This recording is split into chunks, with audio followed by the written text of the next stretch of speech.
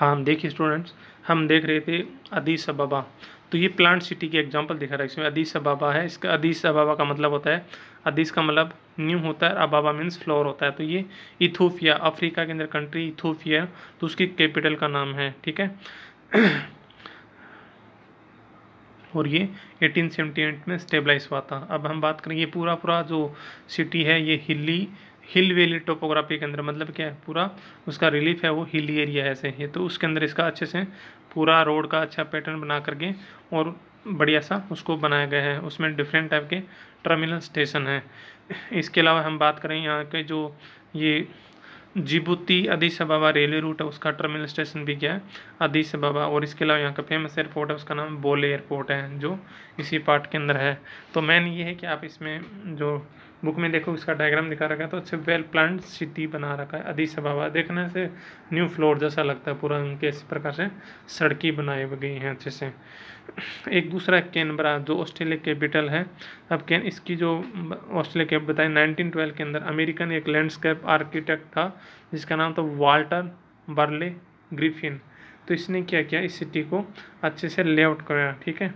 और इसमें मेन क्या है, इसमें काफ़ी सारे गार्डन्स काफ़ी ज़्यादा हैं इस कैनबरा के अंदर, इसलिए कई बार हम इसको गार्डन सिटी भी बोलते हैं। तो काफ़ी ओपन स्पेस है, काफ़ी सारी पार्क मिल लेते हैं और यहाँ गार्डन मिलते हैं। तो अच्छा ये भी सिटी है। तो ये दो प्लांट सिटी बताएं, एक इथोपिया कैपिटल अदीस अबाबा और दूसरा क्या बताया, कैनबरा बताया, जो अच्छे ढंग से क्या है, वेल प्लांट सिटी हैं। ओके। अब हम बात करते हैं, देखिए टाइप्स ऑफ अर्बन सेटलमेंट्स है। अर्बन सेटलमेंट्स के टाइप क्या है। अब टाइप तो आपने पीछे भी देखे डिफरेंट टाइप के ना। तो अब उसमें क्या था, उसमें आपने देखा पॉपुलेशन साइज, ऑक्यूपेशन एंड एक और क्या था, पॉपुलेशन का था, ऑक्यूपेशन था, और वन जो पॉइंट था वो इसका क्या था, क्या बोलते हैं इसको,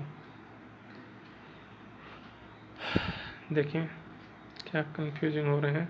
एक इसमें ऑक्यूपेशन स्ट्रक्चर था, दूसरा सॉरी एडमिनिस्ट्रेशन। ठीक है, एडमिनिस्ट्रेशन। और थर्ड क्या था, हम जो बात करें इसकी, एक उसका पॉपुलेशन, ऑक्यूपेशन और एडमिनिस्ट्रेटिव था। ठीक है। तो ये पॉइंट पूछेंगे इस बेस पे कि आप इन पॉइंट बेस पे उसका क्लासिफिकेशन बताओ। ठीक है। अब जो हम जो बात करें ना अभी कि जो अर्बन एरिया का जो अलग अलग क्लासिफाइड किया गया उसको, तो वो किस बेस पे किया गया, अब ये दिखा रखा है इसमें, हम ये बात करने जा रहे हैं। देखिए आप, अब जो टाइप्स ऑफ अर्बन सेटलमेंट्स है, तो इसमें दिखा रखा है depending on the size and the service available and functions, है ना। ये मेन पॉइंट था इसकी, size and the service available and function. तो इस बेस पे यदि हम बात करते हैं तो टाउन सिटी, मिलियन सिटी, कन्वर्बेशन और मेगालोपोलिस बोलते हैं। ये अलग अलग इसके दिए रखे हैं। सबसे पहले हम बात करते हैं टाउन की। तो टाउन किसको बोलते हैं, देखिए आपको पता है, एक विलेज होता है, एक टाउन होता है, एक सिटी होता है। ठीक है। तो विलेज होता है, उसमें क्या होता है, उसमें कंप्लीटली प्राइमरी एक्टिविटीज होती हैं। सिटी क्या होता है, सिटी में कंप्लीटली या more than 75% population, mail working population engage in non primary activity. Okay. और बीच का जो रह गया उसको बोलते हैं टाउन। टाउन में क्या होता है, टाउन में कुछ रूरल एरिया वाली एक्टिविटी होती है, कुछ अर्बन वाली होती है, मिक्सअप होता है, तो उसको हम बोलते हैं टाउन बोलते हैं। ठीक है। तो उसमें कुछ एग्रीकल्चर वाले या मतलब प्राइमरी एक्टिविटीज भी होते हैं, और कुछ चीज़ें क्या होती हैं वो सिटी वाले भी होते हैं, जैसे होलसेल ट्रेडिंग करना, प्रोफेशनल सर्विस है, ये थोड़ी बहुत इसमें मिल जाती हैं। ठीक है। अब बात करते हैं सिटी की। तो सिटी की जो लेविस ममफोर्ड, इसको आप नाम याद रखो, सिटी वर्ड लेविस ममफोर्ड ने दिया था, और उसने इसको डिफाइन किया गया है, the city is in the fact the physical form of the highest and most complex type of associated life. ठीक है। तो इसमें क्या होती है, जो ये जो लोग रह रहे हैं उनका सेटलमेंट है जो भी है, वो एक थोड़ा कॉम्प्लेक्स टाइप की लाइफ होती है लोगों की, और यहाँ डिफरेंट टाइप की आपको एक्टिविटीज़ मिलती हैं। ठीक है। और शहर जैसे वहाँ पर जो मोर देन 75% लोग हैं वो नॉन प्राइमरी एक्टिविटीज़ में इन्वॉल्व होते हैं, सर्विस सेक्टर में ज़्यादा लोग होते हैं, तो सारा किस में आ जाता है, सिटी में आता है। और अब एक बात और, जैसे ही सिटी की जो पॉपुलेशन है वो 1 मिलियन क्रॉस कर गया, 1 मिलियन हो जाती है, होती है, उस सिटी का नाम क्या हो जाता है, मिलियन सिटी हो जाता है। मतलब जैसे 10 लाख पॉपुलेशन हो गई ना, जैसे 10 लाख से यदि 1 वन पॉपुलेशन भी कम है तब तो क्या रहेगा 1%, तब तक तो वो सिटी रहेगा। लेकिन जैसे 10 लाख या अबव 10 लाख होती है उस सिटी को हम क्या बोल देंगे, मिलियन सिटी बोल देंगे। उसी को मेट्रो सिटी बोल देते हैं। कहिए ना मेट्रो, तो मेट्रो का मतलब ये नहीं कि मेट्रो ट्रेन चल रही है, मेट्रो का मतलब होता है वहाँ पॉपुलेशन कितना हो गया 1 मिलियन हो गई, उसको मेट्रो सिटी बोलते हैं। ठीक है, उसके बाद है कन्वर्बेशन। अब कन्वर्बेशन का मतलब क्या देख, कन्वर्बेशन का मतलब होता है ट्विन सिटी। ट्विन सिटी जुड़वा नगर होते हैं ना, कन्वर्बेशन होते हैं। तो कई बार क्या होता है कई सारी सिटी मिल करके और आउट ग्रोथ करते करते आपसे जुड़ जाते हैं, तो उसको हम क्या बोलते हैं, ट्विन सिटी बोलते हैं। तो देखिए ये जो टर्म जो दिया है कन्वर्बेशन का, ये पैट्रिक गेडिस ने दिया जो 1915 में दिया था। तो ये जो नाम है ना, जैसे आपने देखा सिटी का लेविस मम्फोर्ड है, तो ऐसे ही कन्वर्बेशन जो वर्ड है वो किसने दिया है, ये सिटी का लेविस मम्फोर्ड है और कन्वर्बेशन का पैट्रिक गेडिस है, इसने दिया है। ठीक है, और यहाँ पर क्या होता है देखिए, applied to a large area of urban development that resulted from the merging of original separate towns or cities, जैसे ग्रेटर लंदन है, मानचेस्टर है, शिकागो है, टोक्यो है, ये सारे एग्जाम्पल हैं। और आपसे पूछा है कि can you find out an example from India, तो इंडिया में ऐसा एग्जाम्पल है हैदराबाद, सिकंदराबाद है, 2 शहर सेपरेट शहर थे और वो सारे के आपस में जुड़ गए। जैसे मान लो ये हैदराबाद है और ये सिकंदराबाद है। ठीक है, अब आउट ग्रोथ होती है, पता है आपको, हर साल कितने सारे नए सेटलमेंट होते हैं। तो ये बढ़ा, अब ये सिटी भी बढ़ा ऐसे, और ये और बढ़ा, फिर और बढ़ा, बढ़ते बढ़ते क्या आपसे मिक्स हो गए। अब पता नहीं चलता है कि हैदराबाद कहाँ, सिकंदराबाद। इस प्रकार के 2 सिटी जब आपसे मिल जाते हैं ऐसे ना पूरा, तो कंप्लीट एरिया को हम कन्वर्बेशन करते हैं। अब इसका ऐसा नहीं है कि जब हैदराबाद सिकंदराबाद मिल गए तो मिलते ही उसका एक नाम इसका हैदराबाद या सिकंदराबाद कर दिया, ऐसे नहीं करेंगे। उनकी आइडेंटिटी तो सेपरेट रहेगी, लेकिन जो ग्रुप ऑफ सिटीज है मिक्स हो गए तो उसको हम क्या कहते हैं, कन्वर्बेशन बोलते हैं। ठीक है, दूसरा देखिए, अब आगे हम बात करें मिलियन सिटी। मिलियन सिटी क्या होते हैं देखिए, तो देखिए मिलियन सिटी के अंदर when the population crosses the 1 million mark it is the design as million city. City बाद जब पॉपुलेशन 1 मिलियन मतलब 10 लाख हो जाती है तो उसको हम क्या बोलते हैं, मिलियन सिटी बोलते हैं। और दुनिया में सबसे पहला जो मिलियन सिटी जो बना था वो कौन सा बना था, लंदन बना था। हम जो शुरुआत में बात की तो लंदन है वो सबसे पहले मिलियन सिटी बना था, लगभग 18th सेंचुरी 10 में बन गया था ये। ठीक है, और इन 2016 की बात करें तो वर्ल्ड के अंदर लगभग 512 सिटीज़ थी जो क्या हो गए, मिलियन सिटी बन गई। और अभी प्रोजेक्टेड ऐसे कि 2030 तक लगभग 662 सिटीज़ है वो 1 मिलियन सिटी बन जाएंगी। ठीक है, तो काफ़ी सारी अभी जो अर्बनाइजेशन है काफ़ी ज़्यादा हो रहा है। उसके बाद बात करते हैं मेगालोपोलिस करते हैं। मेगालोपोलिस का जो नाम है हम बात करें तो इसको ग्रेट सिटी बोलते हैं और इसको नाम जीन गोटमैन ने दिया है। जैसे हमने पढ़ा ना, पैट्रिक गेडिस ने कन्वर्बेशन बोला, सिटी को हमने से लेविस मम्फोर्ड ने बोला, ऐसे मेगालोपोलिस है वो किसने बोला है, जीन गोटमैन ने नाम दिया है। उसको सुपर मेट्रोपॉलिटन बोलते हैं। जैसे मिलियन सिटी होता है मेट्रो सिटी होता है, ये क्या गया सुपर मेट्रोपॉलिटन सिटी हो, इसको यूनियन ऑफ कन्वर्बेशन बोलते हैं। और इसका जो बेस्ट एग्जाम्पल की हम जो बात करते हैं, ये पूरा हम बोस्टन इन नॉर्थ से लेकर के नॉर्थ टू साउथ के अंदर वाशिंगटन डीसी तक का जो एरिया है यहाँ पर ये पूरा मेगालोपोलिस है। अब समझना क्या है, देखिए छोटी सी हम बात करते हैं। यहाँ पर जैसे ये सिटी था, ये कॉमन सिटी अपने आप में, इसको सिटी बोलते हैं। ठीक है, ये ए सिटी था, ओके, और एक ये था बी सिटी था ये, और एक यहाँ पर है वो सी सिटी है, और यहाँ पर क्या है डी सिटी है, ये सिटी है। ओके, अब क्या हुआ, ए को हम सिटी बोल रहे हैं अभी। अब ए क्या ग्रोथ कर रहा है ऐसे, ठीक है, बी भी ग्रोथ कर रहा है, सी भी ग्रोथ कर रहा है, डी भी ग्रोथ कर रहा है। ओके, अब क्या हुआ, देखिए ग्रोथ करते करते ए और बी आपस में मिक्स हो गए। ठीक है, मिक्स हो गए, ऐसे सी ग्रोथ किया और ये डी भी ग्रोथ किया, ये भी मिक्स हो गए ऐसे। तो जब ये ऐसे मिक्स हो गए तो इसको हम क्या बोलेंगे, कन्वर्बेशन बोलेंगे, कन्वर्बेशन। और इसको भी क्या बोलते हैं, कन्वर्बेशन बोलते हैं। इस प्रकार कई सारे जो कन्वर्बेशन, अब ये भी तो ग्रोथ करेंगे ना, कंटिन्यू करेंगे, ये भी इसकी भी आउटर ग्रोथ होगी। मैं इसको अदर कलर से करता हूँ, ये लो, ठीक है। अब यहाँ पर इसकी आउटर ग्रोथ हो रही है, ऐसे बढ़ रहा है, ये भी पूरा बढ़ रहा है, ग्रोथ हो रही है इसकी भी, ठीक है, इसकी भी हो रही है ऐसे, ये भी ग्रोथ कर रहा है ऐसे से और ग्रोथ कर रहा है, और ये भी कर रहा है, ऐसे करते करते ये भी बन गया, ऐसे मिक्स हो गया ऐसे। तब सोचिए आप, पहले जो 2 सिटी थे वो 2 सिटी क्या बने थे, 2 सिटी से, या हमने ए और बी सिटी की बात करी, ये बनती क्या बना था, कन्वर्बेशन बना था। ठीक है, और अब कन्वर्सेशन, कई सारे कन्वर्सेशन मिलकर के क्या बन जाते हैं, मेगालोपोलिस बन जाते हैं। इसी को हम क्या बोलते हैं, ग्रेट सिटी बोलते हैं। ये क्या बन गया, ग्रेट सिटी या सुपर मेट्रोपॉलिटन बन गया। तो इसमें क्या होता है, इसमें कई सारे सिटीज़ का ग्रुप होता है। तो देखो आप इसमें लिख रहा है यूनियन ऑफ कन्वर्सेशन, तो कई सारी जो कन्वर्सेशन होते हैं उनका मिक्स हो जाता है, तो उसको हम क्या बोलते हैं, मेगालोपोलिस बोलते हैं। दुनिया में सबसे बड़े जो होते हैं वो मेगालोपोलिस ही होते हैं, ठीक है। अब देखिए हम बात करते हैं मेगालोपोलिस का नाम, दूसरा क्या नाम है, मेगा सिटी बोलते हैं। जैसे सिटी और मिलियन सिटी और मेगा सिटी, तो मेगालोपोलिस का क्या बोलते हैं, मेगा सिटी बोलते हैं। तो वर्ल्ड के अंदर हम बात करते हैं, देखिए a mega city megalopolis a greater term for city together with the suburbs with a population more than 10 million. अब याद रखना, देखें क्या है, मिलियन सिटी के अंदर क्या था, 1 मिलियन पॉपुलेशन थी। मिलियन सिटी में ओनली सिंगल 1 मिलियन पॉपुलेशन थी, ठीक है।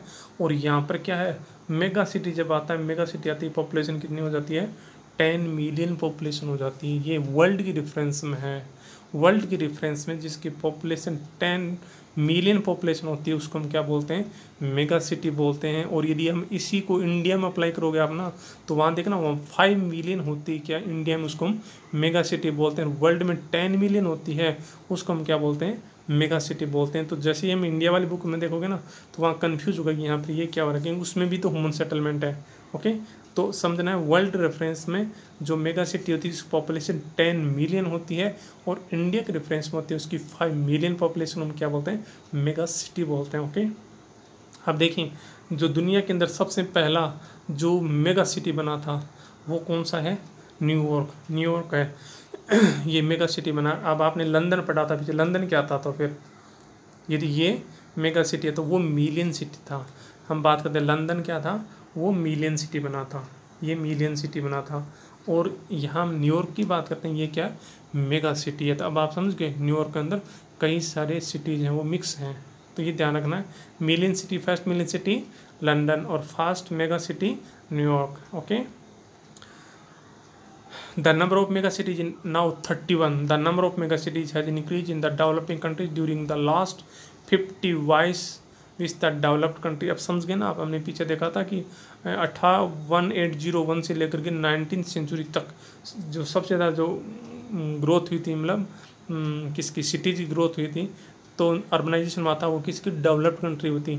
और 1950 से जो 2000 टाइम है उसमें सबसे ज़्यादा जो ग्रोथ हुई है किसकी होती है, डेवलपिंग कंट्री की हुई है। तो अभी जो 31 है वो क्या है, मेगा सिटी हैं। आप इस टेबल में देख सकते हो पूरा ये सारे डिफरेंट टाइप के mega cities of the world हैं, जो डिफरेंट टाइप के अलग अलग कंट्रीज के अंदर हैं।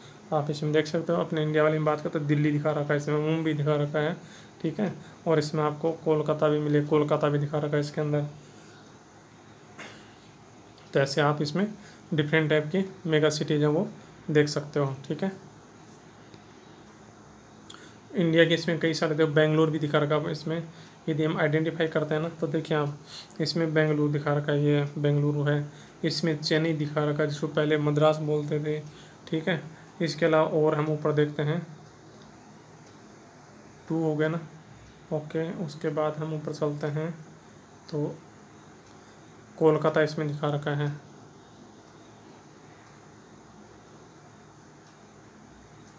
चलो मैं यहाँ रुकता हूँ इसको, नहीं रुक जाए यहाँ पे। देखो दिल्ली, ये दिल्ली हो गया, ओके। उसके बाद मुंबई हो गया, उसको पहले बॉम्बे बोलते थे, 2 हो गया। उसके बाद हम देखते हैं इसमें इंडिया, कोलकाता हो गया, ठीक है। इसके बाद में यहाँ पे इंडिया नहीं है, तो 3 ही हो गया ना।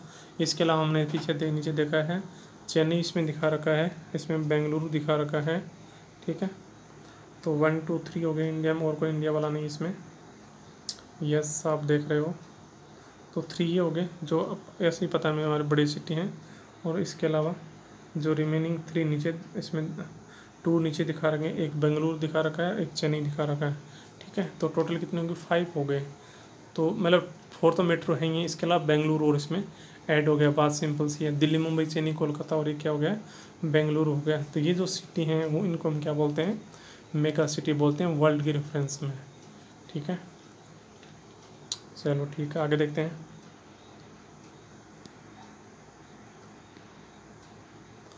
अब देखिए problems of human settlement in developing country. अब जो डेवलपिंग कंट्री है वहाँ पर प्रॉब्लम क्या है, तो देखिए ये जो कॉमन प्रॉब्लम होती है, जैसे हम रूरल एरिया की प्रॉब्लम की बात करें ना, तो वैसे ही प्रॉब्लम अर्बन एरिया की बात कर सकते हैं। तो सिटीज़ के अंदर होती हैं, पॉपुलेशन ज़्यादा होती है, जो वेंटिलेशन प्रॉब्लम होती है, हाउसिंग प्रॉब्लम होती है, स्ट्रीट की प्रॉब्लम होती है, कंजेशन काफ़ी ज़्यादा है ना।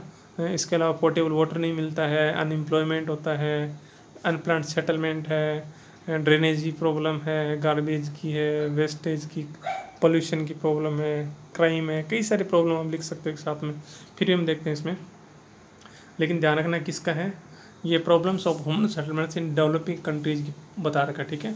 तो the settlements in developing countries suffer from various problem such as unsustainable concentration of population. देखिए इसका मतलब क्या होता है, अनसस्टेनेबल का मतलब ये होता है कि जो पॉपुलेशन है सिटी के अंदर इतनी ज़्यादा आ जाती है कि शहर उसको वहन नहीं कर पाता है, मतलब उसकी जो बेसिक नीड्स फुलफ़िल नहीं कर पाता है, सब लोगों को रोज़गार नहीं दे पाता है, तो उसको हम बोलते हैं अनसस्टेनेबल बोलते हैं, वो सिटी के लिए खतरा होता है।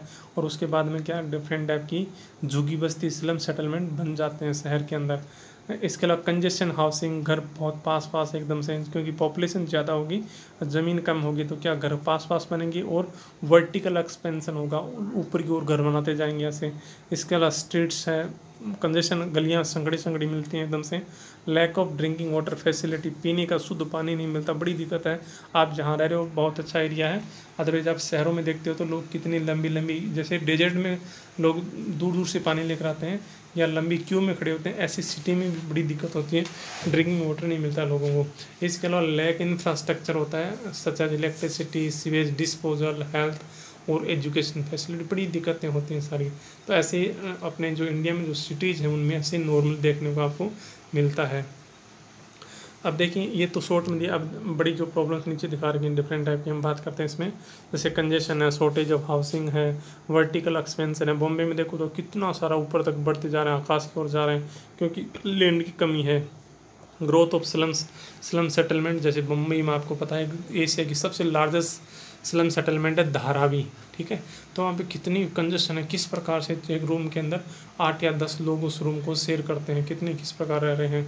तो ये बड़ी प्रॉब्लम है, अर्बन एरिया में है। तो देखिए हम इसको पॉइंट वाइज बात करते हैं। देखिए नंबर 1 जो प्रॉब्लम है वो इकोनॉमिक प्रॉब्लम है। अब क्या होता है, देखिए सिटी जो होता है ना उसके अंदर पॉपुलेशन पहले से ही होती है, और जब रूरल एरिया के अंदर अनएम्प्लॉयमेंट होता है तो लोग क्या करते हैं, रूरल एरिया से अर्बन एरिया में शिफ्ट होते हैं। किसके लिए, जॉब के लिए। वो सोचते हैं वहाँ पे थोड़ा काम मिलेगा, तो मिलता ही है काम सिटी में से, तो वहाँ कंस्ट्रक्शन का काम है या कुछ डिफरेंट टाइप का जो वो रेडी लगा लेते हैं, या कुछ और उनका होलसेल का है, रिटेलर के अंदर करना है, कुछ डिफरेंट टाइप का जैसे किसी के घर के अंदर डोमेस्टिक वर्कर के रूप में काम करना है, इस प्रकार के वर्क मिलते हैं ऐसे। तो काफ़ी सारी पॉपुलेशन है वो लोग रूरल से अर्बन में आ जाते हैं। तो उससे क्या होता है, पहले से जो पॉपुलेशन होती है ना उस पर और एक्स्ट्रा प्रेशर पड़ता है, वहाँ रिसोर्सेज भी प्रेशर ज़्यादा पड़ता है।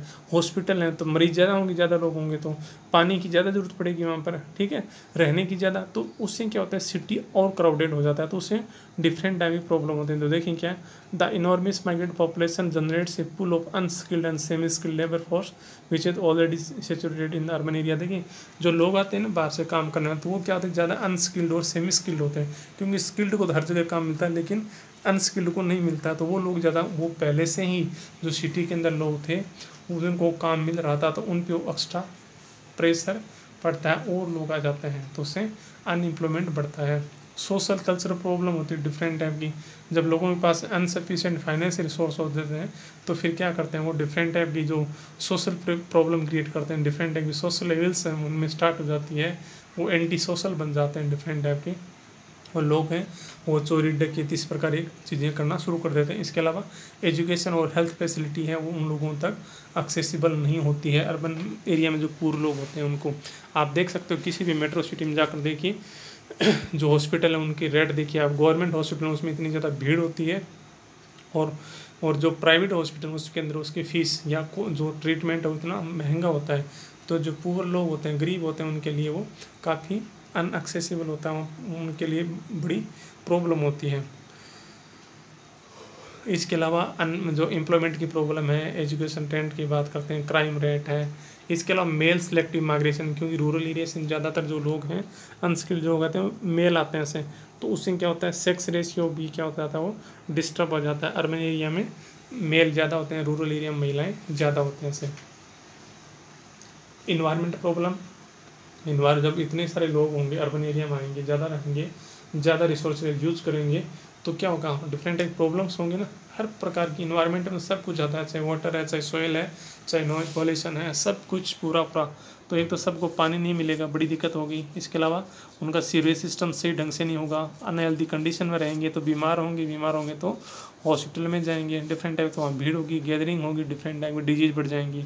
ओके, इसके अब होगा क्या, कहाँ से जो ये सीवरेज सिस्टम ठीक होगा। जैसे लोग ये अनप्लान्ड सेटलमेंट कर रहे हैं, धारा में सेटल हो रहे हैं, तो वहाँ कोई प्रॉपर जो ड्रेनेज पैटर्न थोड़ी है, ऐसे ही पानी कहीं से निकल रहा है, कहीं डाल दिया, इस प्रकार तो बड़ी दिक्कत होती है। इसके अलावा जो डिफरेंट लोग हैं वो ट्रेडिशनल फ्यूल करते हैं, यूज़ करते हैं, उससे क्या होता है, एयर पोल्यूशन होता है कई एरिया में। अब आजकल तो काफ़ी सारी जगह क्या होती है, जो एलपीजी यूज़ कर रहे हैं लोग, फिर भी कई जगह क्या होता है कि लोग जो लकड़ी है उसका यूज़ करते हैं, तो उससे क्या होता है, उस फ्यूल को यूज़ करने से उससे काफ़ी ज़्यादा स्मोक निकलता है और उससे एयर पोल्यूशन होता है।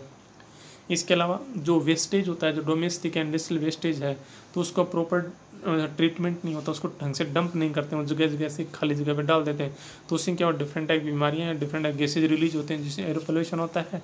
इसके अलावा रेनफॉल के वाटर के साथ मिल करके वो जो अपना ग्राउंड वाटर होता है उसमें डिफरेंट टाइप के उसमें जो केमिकल्स होते हैं वो रिलीज हो जाते हैं, और अंडरग्राउंड वाटर है वो सारा पोल्यूटेड हो जाता है। तो ये भी बड़ी प्रॉब्लम है। कचरा की जैसे बात करते हैं ना, अपने घर का जो कचरा होता है, तो कचरा कहाँ जाता है, वो कलेक्ट किया कहीं उसको डाल देते हैं ऐसे ना, तो उससे एयर पोल्यूशन होता है। ऐसे ही काफ़ी सारा इंडस्ट्री से भी ऐसे वेस्टेज निकलता है। एक जो है ना, ड्यू टू हम कंक्रीट क्रिएट हीट आइलैंड्स, जो सिटी होते हैं उसमें क्या होता है आपको पता है, कंक्रीट यूज होती है, पूरी बिल्डिंग बनाते हैं, आयरन है, कंक्रीट पूरा, तो वो क्या करता है, पूरा सनलाइट जब होती है ना ऐसे, तो वो उस सब को अब्जॉर्ब करता है ऐसे, और उससे सिटी की जो हीट है बढ़ जाती है। तो नॉर्मली आप देखना, जो अर्बन एरिया होते हैं वहाँ पर टेम्परेचर ज़्यादा होता है, और बाहर यदि आप नॉर्मल कंडीशन में रूरल एरिया में जाओगे तो वहाँ टेम्परेचर कम मिलता है, तो सिटी के अंदर अपने आप में हीट ज़्यादा हो जाती है। इसके अलावा हम बात करते हैं, due to high migration from rural to urban areas create an enormous pressure on urban infrastructure and service. पता ही है कि जितने भी इंफ्रास्ट्रक्चर हैं वो जो पॉपुलेशन एक्स्ट्रा आने से क्या होगा, उन पर एक्स्ट्रा प्रेशर पड़ता है और उसमें बड़ी प्रॉब्लम होती है। अब कंक्लूजन क्या हो सकता है, अब बात ये होती है कि जो लोग हैं रूरल से अर्बन में आते क्यों, उसका रीज़न क्या है, तो उसका बड़ा रीज़न क्या होता है, अनएम्प्लॉयमेंट होते हैं, बेरोजगारी होती है लोगों के पास में ना, उनके पास कोई काम नहीं होता, क्योंकि रूरल एरिया में जो लोग करते हैं ज़्यादा मैक्सिमम पॉपुलेशन होती है, क्या होते हैं, एग्रीकल्चर करती है ना। और तो जैसे माइनिंग की बात करें तो उनको तो डेली काम मिलता है, लेकिन एग्रीकल्चर एक ऐसा फील्ड है जिसमें 3 या 4 मंथ काम मिला। इरिगेशन जिस पार्ट में नहीं है, और लिमिटेड एरिया में क्या होता है, इरिगेशन फैसिलिटी है, तो जो रिमेनिंग पार्ट्स है जहाँ पे एग्रीकल्चर इरिगेशन फैसिलिटी नहीं है, तो लोग 4 मंथ के बाद में फ्री हो जाते हैं, फिर कहाँ आएंगे, सिटी में आएंगे। तो इससे अच्छा है कि रूरल एरिया के अंदर क्या उनसे रिलेटेड कुछ ऐसा वर्क शुरू कर दें, तो लोग वो अर्बन एरिया में नहीं आएंगे, तो उससे क्या होगी, अर्बनाइजेशन नहीं होगा। उसके लिए गवर्नमेंट कुछ काम कर सकती है, जैसे इसमें दिखा रखा है, it is urgent to eradicate rural poverty and to improve the quality of living condition as well as to create employment and education opportunities in rural settlements. Full advantage must be taken of the complementary contribution and linkage of rural and urban areas by balancing their different economic, social and environmental requirement. अब क्या होता है, जो government होती है वो rural urban area पे ज़्यादा फंड देती है, पैसा ज़्यादा लगाती है, तो वो इससे तो अच्छा गांव में अच्छी अच्छी स्कूलें खुलवा दें, वहाँ पे अच्छे कॉलेज खुलवा दें, हॉस्पिटल खुलवा दें, तो आसपास के लोग सिटी में नहीं आएंगे, तो उससे अपने आप पॉपुलेशन प्रेशर कम हो जाएगा। इसके अलावा जहाँ पर एग्रीकल्चर फील्ड से रिलेटेड वैसे इंडस्ट्री स्टेबलाइज कर दें, छोटे स्मॉल स्केल के लार्ज नहीं हो, तो उसमें भी पॉपुलेशन वो रूरल से अर्बन में नहीं आएगी ऐसे। तो इस प्रकार के जो एक्टिविटी शुरू करेंगे तो लोग अर्बन एरिया में नहीं आएंगे। अब जो WHO ने कुछ सजेशन दिया कि एक हेल्दी सिटी किसको बोलते हैं, एक हेल्दी सिटी कौन सी होती है, जैसे हेल्दी पीपल होते हैं वैसे हेल्दी सिटी भी हो सकती है। उसके लिए क्या होता है, एक क्लीन एंड सेफ इन्वायरमेंट, जिसका क्लीन और सेफ इन्वायरमेंट होता है वो हेल्दी सिटी होती है। इसके अलावा meet the basic needs of all its inhabitants, जो लोग निवास कर रहे हैं शहर के अंदर सबको यदि बेसिक नीड्स मिल रही है ना, तो वो क्या होगी, हेल्दी सिटी होगी। अब बेसिक नीड्स आप समझ गए होंगे, बेसिक नीड्स के अंदर होता है लोगों को पूरा, चाहे उनको फूड मिल रहा है, शेल्टर मिल रही है, उनको ड्रिंकिंग वाटर है वो मिल रहा है, इसके अलावा उनको एम्प्लॉयमेंट मिल रहा है, तो उनकी बेसिक नीड्स फुलफिल हो रही हैं। Involve the community in local government. अब जो गवर्नमेंट लोकल गवर्नमेंट होती है ना, जिसमें म्यूनिसिपलिटी कॉरपोरेशन में जहाँ पर भी होते हैं कैंटोनमेंट में, तो उसमें क्या होते हैं इन्वॉल्वमेंट, लोकल कम्युनिटी इन्वॉल्वमेंट होना चाहिए। अब आप समझो किस प्रकार से, उसके अंदर जो ऑफिसर्स लोग हैं वो यदि दूसरी जगह के होंगे तो क्या होगा, कहीं पर भी जो प्रॉब्लम हो किसी पार्ट में, तो क्या उनकी उसके साथ में सिंपैथी अटैचमेंट नहीं होती है। मान लीजिए कहीं पर आग लग गई ऐसे, ठीक है, और आप तुरंत उसको जो फायर फाइटिंग डिपार्टमेंट होती है वहाँ पर आप कॉल करें और वो रिप्लाई नहीं कर रहा है कि ठीक है देख लेंगे चले जाएंगे ऐसे। लेकिन यदि लोकल बंदा ऑफिसर होगा ना, तो उसको सिंपैथी करे, ये मेरे मोहल्ले के हैं या कुछ होंगे, तो क्या वो जल्दी से वो तुरंत एक्शन करेगा। ठीक है, तो जितने भी जो या हम सैनिटेशन से रिलेटेड बात करते हैं, चाहे वाटर सप्लाई बात करते हैं, इलेक्ट्रिसिटी की बात करते हैं, डिफरेंट टाइप की जो भी है, तो उसके अंदर लोकल जो लोग होंगे तो वो क्या करेंगे, अच्छे से अपनी पब्लिक के लिए वेलफेयर काम कर सकते हैं। तो involvement community council local government में। इसके अलावा provides easily accessible health service. सब लोगों को हेल्थ सर्विस मिलनी ज़रूरी होती है। देखिए बड़ी दिक्कत होती है, आप सब्जी मार्केट में जाते हो सब्जी खरीदने, तो हम क्या बार्गेनिंग कर सकते हैं कि भैया इतने रुपये कम देंगे, लेकिन हेल्थ में हम ऐसा नहीं कर पाते हैं। डॉक्टर ये नहीं बोलेंगे हम तो इतने कम देंगे, तो डॉक्टर क्या ऐसे यदि कम करेंगे तो कुछ प्रॉब्लम क्रिएट कर देता है ऐसे, या कि नहीं चलो यहाँ से नहीं हम कोई ट्रीटमेंट नहीं करेंगे। तो मेन प्रॉब्लम क्या है, मेन प्रॉब्लम है सब लोगों तक हेल्थ सर्विस अवेलेबल होनी चाहिए, वो कम पैसों में होनी चाहिए। अदरवाइज जिनकी इनकम काफ़ी कम होती है तो उनके लिए बड़ी प्रॉब्लम होती है, लोग ट्रीटमेंट नहीं करवा पाते हैं। तो सबके लिए हेल्थ एजुकेशन तो क्या एकदम से कम्प्लीटली फ्री कर देनी चाहिए कम सबको, तो सब लोग हेल्दी रहेंगे तो ज़्यादा वर्किंग पॉपुलेशन होगी। क्योंकि बीमार लोग होंगे ना, तो वो किसी भी देश के लिए वो एक्स्ट्रा क्या होता है, बर्डन होती है, बोझ होते हैं, काम नहीं कर सकते, कुछ भी नहीं कर सकते, और हेल्दी होंगे तो हर काम कर सकते हैं। अर्बन स्ट्रेटजी बताइए। United Nation development programme UNDP आपने पहले ही सुना है, जो एचडी का रिपोर्ट पब्लिश करता है ना वो भी यूएनडीपी करता है। तो उसने अर्बन स्ट्रेटजी बताएं, उसके कुछ पॉइंट बताएं, प्रायोरिटी क्या दी है। नंबर 1 देखिए, increasing shelter for the urban poor. जो शहरों में गरीब लोग हैं उनके लिए शेल्टर बनना चाहिए, शेल्टर का मतलब घर बनना चाहिए, क्योंकि अदरवाइज घर नहीं होंगे तो क्या होंगे, लोग झुकी झोपड़ी रहेंगे, जहाँ पर खाली ज़मीन पड़ी वहीं पर वो ऐसे नॉर्मल प्लास्टिक या स्टिक लेकर के और छोटा सा अपना घर झुकी झोपड़ी बना लेते हैं। तो वो इस प्रकार की कंडीशन ना हो, उससे स्लम बढ़ते हैं ना, तो उनको रोकने के लिए हाउस हैं वो ज़्यादा बनाने चाहिए गवर्नमेंट को। Provision of basic urban services such as education, primary health care, clean water and sanitation. Main ये होती है कि लोगों को ये बेसिक जो चीज़ें ये मिलनी चाहिए, चाहे शिक्षा एजुकेशन है, चाहे प्राइमरी हेल्थ केयर या क्लीन वाटर और सैनिटेशन है। अब आप जितने भी स्टूडेंट हो बहुत अच्छी स्कूलों में पढ़ रहे हो, बहुत अच्छी आपको एजुकेशन कम पैसों में एजुकेशन दी जा रही है। आप यदि आपके पेरेंट्स जॉब में नहीं हैं और आप प्राइवेट स्कूलों में जा रहे हो, तो आप पता करो, किसी और से पूछिए, दिल्ली के अंदर या बॉम्बे के अंदर प्राइवेट स्कूलों के अंदर बच्चों को जब पेरेंट्स पढ़ा रहे हैं तो उनकी कितनी फ़ीस देनी पड़ती है और कितना ज़्यादा उनका एक्सप्लॉयटेशन होता है, तो बड़ी प्रॉब्लम होती है। तो एजुकेशन ज़्यादा महंगी नहीं होनी चाहिए। इसके अलावा प्राइमरी हेल्थ केयर मिलना चाहिए और लोगों को साफ पानी और साफ सफाई होना ज़रूरी है।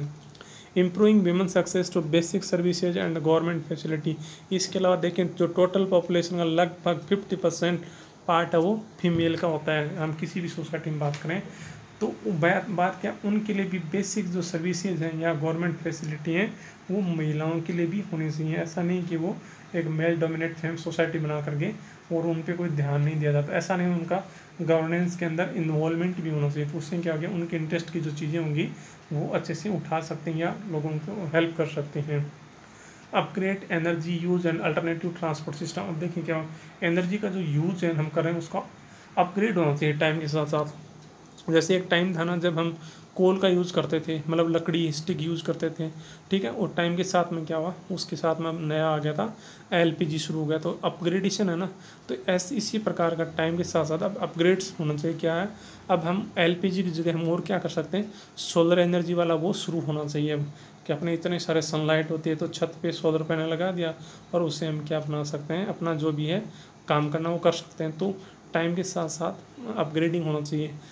इसके अलावा आजकल तो गाड़ियां हैं, आप यूरोपियन कंट्री में देखिए वहाँ पर डीजल पेट्रोल बंद कर रहे हैं, कम्प्लीटली चार्ज वाले इलेक्ट्रिक वाली गाड़ियाँ चल रही हैं, सब कुछ ऐसे वो सोलर से भी चलती हैं और बैटरी चार्ज होकर चलती हैं। तो उससे क्या होगा, अपना एयर पोल्यूशन वो कम हो जाएगा। दूसरा, ट्रांसपोर्ट का सिस्टम है वो अल्टरनेटिव ट्रांसपोर्ट सिस्टम होना चाहिए। देखें क्या, हम नॉर्मली पहले ऑटो यूज़ करते थे, जो सिटी बस यूज़ करते थे, उसके बाद में हम जो बात करते हैं सिटी के अंदर सिटी बस की जगह आजकल नए नए जो एडवांस सिटी है उसमें क्या आ गया, मेट्रो आ गया। मेट्रो, तो मेट्रो में क्या होता है, काफ़ी सारे लोग एक साथ चले जाते हैं और जल्दी से पहुंच जाते हैं। दूसरी क्या होता है, जो सिटी के अंदर ट्रैफिक जाम की बड़ी प्रॉब्लम होती है, तो उसको दूर करने के लिए ये जो मेट्रो है वो बनाया गया। हाँ, कॉस्टली ज़रूर है, इनिशियल स्टेज में कॉस्ट काफ़ी ज़्यादा लगती है, लेकिन टाइम के साथ साथ में क्या होता है उसकी प्रॉब्लम का काफ़ी सोल्यूशन होता है। जैसे हम दिल्ली में बात करते हैं, दिल्ली में बड़ी प्रॉब्लम होती थी। जैसे अब दिल्ली के अंदर सिटी में इंटर हो गए तो पता नहीं आप अपने डेस्टिनेशन कब पहुँचे, इतनी लंबी, लेकिन जैसे ही वहाँ पर मेट्रो स्टार्ट हो गया तो उसके बाद में वो प्रॉब्लम काफ़ी सोल्यूशन हो गए हैं। तो इस प्रकार से टाइम के साथ ट्रांसपोर्ट सिस्टम को भी अपग्रेड करना चाहिए या अल्टरनेटिव मिलना चाहिए। रिड्यूसिंग एयर पोल्यूशन अब बड़ी दिक्कत है। देखिए आप पढ़ते होंगे, सुनते भी होंगे, ये कुछ सिटी ऐसे होते हैं जो वहाँ पर काफ़ी ज़्यादा एयर पोल्यूशन है। जैसे हम दिल्ली की बात करते हैं, विंटर सीजन के अंदर वहाँ पर इतना ज़्यादा एयर पोल्यूशन होता है। इसका रीज़न सुनो क्या होता है। रीज़न ये है कि एक तो दिल्ली खुद के अंदर इतना ज़्यादा पॉपुलेशन है, इतनी ज़्यादा ट्रांसपोर्ट व्हीकल्स हैं। तीसरी बात है, पास में पूरा हरियाणा, पंजाब, इधर यूपी की बात करते हैं, पूरा एग्रीकल्चर लैंड है, पूरा खेती होती है। तो वहाँ पर क्या होते हैं, काफ़ी सारे जो फार्मर्स हैं वो क्या होते हैं उस टाइम, ये जो रबी की क्रॉप की कटाई करते हैं, काटने के बाद में उसका जो फोडर होता है तो उसको यूज़ नहीं होता खेत के अंदर, उसकी कोई खाद नहीं बनती, मेनूर नहीं बनती है, तो उसको जलाते हैं। तो जलाने से क्या स्मोक तैयार होता है, धुआं, ठीक है, और एयर में जाता है ऐसे। और उस टाइम विंटर में ठंड होती है, तो ठंड होने से क्या होता है आपको पता है, टेम्परेचर जब डिक्रीज होता है तो कंडेंसेशन प्रोसेस शुरू होती है। तो क्लाउड्स को फॉर्मेशन के लिए क्या कोई डस्ट के पार्टिकल्स चाहिए, स्मोक के पार्टिकल्स या सॉल्ट के पार्टिकल्स चाहिए, तो वो नॉर्थ इंडिया में उनको सफिशिएंट मिल जाते हैं। उस टाइम रेनफॉल भी होती है, साइक्लोन जो वेस्टर्न साइक्लोन्स आते हैं, तो ह्यूमिडिटी मिल गई, धुआं जो है चाहे वो पराली जलाने से हो रहा है चाहे गाड़ी से वो मिल रहा है, टेम्परेचर डिक्रीज है, तो उससे क्या बनता है, फोग बन जाता है। और फोग प्लस स्मोक को यदि हम मिलाते हैं ना तो वो जिसको स्मोक से स्मोक बन गया वो, है ना, तो ये बड़ी दिक्कत हो रही है, विजिबिलिटी खत्म हो जाती है। तो हम दिल्ली में देखते हैं कई बार वो OD1 का फॉर्मूला लगाते हैं गाड़ियों के, और कई बार वो सांस लेने में दिक्कत होती है, ब्रीदिंग प्रॉब्लम होती है, उससे डिफरेंट टाइप की बीमारियाँ शुरू हो जाती है। ये बड़ी प्रॉब्लम है ऐसे। तो एयर पोल्यूशन को क्या होना चाहिए, रिड्यूस होना चाहिए, ठीक है। तो ये आपका पूरा चैप्टर है, कंप्लीट हो गया, ठीक है, ओके, थैंक यू।